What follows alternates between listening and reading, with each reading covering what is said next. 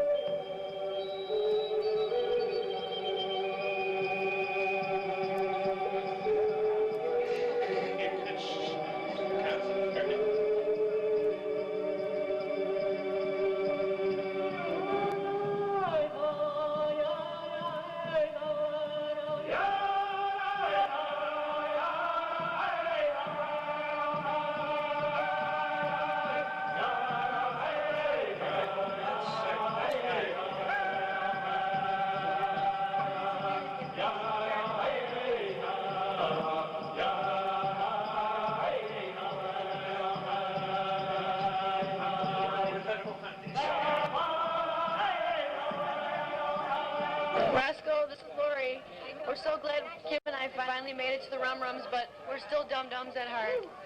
What did she say about me? Rasco, it's Kimberly. I just wanted to thank you for all the years of the Dum Dum Clubs. I'll never forget it. And now I am an official member of the Rum Rums. Thank you.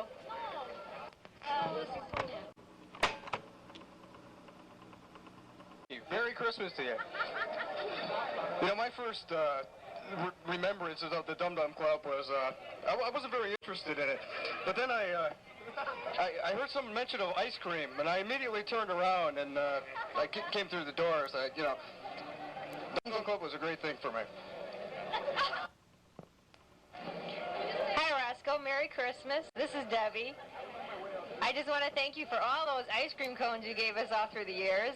And I must say that the first time I knew I was growing up was when I went to the Dum Dum Club and I was offered a beer instead of an ice cream cone. It was great. Have a Merry Christmas. Bye-bye. Hi, Rasco. This is Jenny Bug. Okay. This is Christopher. I've presently been a Dum Dum for 19 years, and I hope to be a Dum Dum for 19 more years. What else? Hi, Rasco. Hi, Roscoe. Am I in? Yeah, you're right.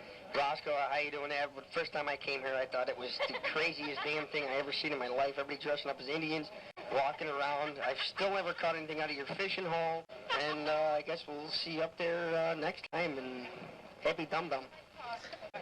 This is Mike Simon, Sonia's boyfriend. Merry Christmas. Uncle Roscoe, this is Patsy. It's fun to reflect on the joyous moments of the past. Bona Natale.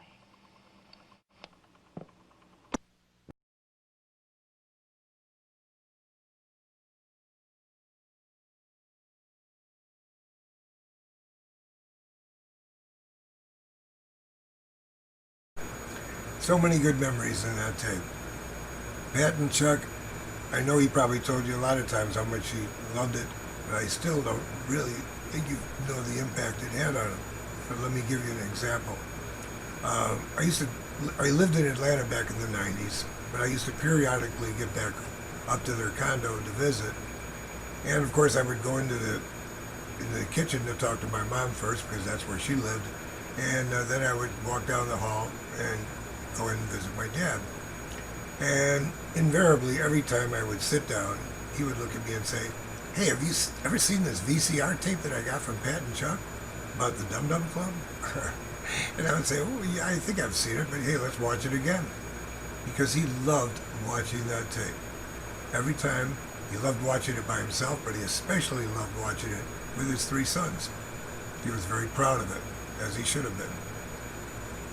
You know, there was one other job he had that was kind of on par with that job. And you know what? I think I have a short clip of him being called to work.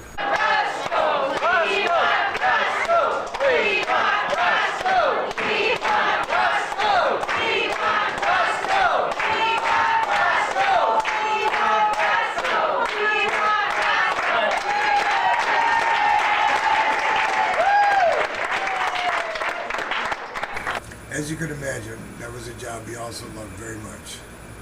And I have to thank all of you Kraabels from the bottom of my heart for all the love and attention that you gave my father.